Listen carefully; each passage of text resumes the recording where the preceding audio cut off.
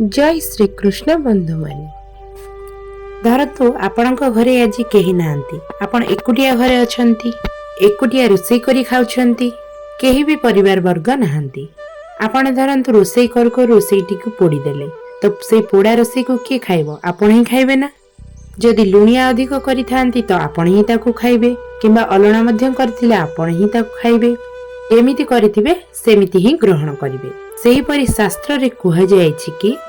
पक्तारम पक्तोह पुनराविशति पाचक को पाचन जेमिति मिली थाए सेही परि कर्ता को तांकर कर्मफल सेही परि मिली थाए बंधु मानी कर्मफल रु चेष्टा करी मध्य आपण रक्षा पाई परिबे नाही शास्त्र कहिले यथा धेनु सहस्रेषु वश्या वितति मातरम बंधु माने आपण माने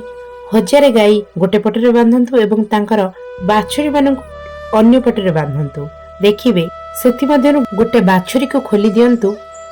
से खोजी खोजी ता माँ को पाइबो तथा कर्मफलम एव कर्तार मनुगछन्ति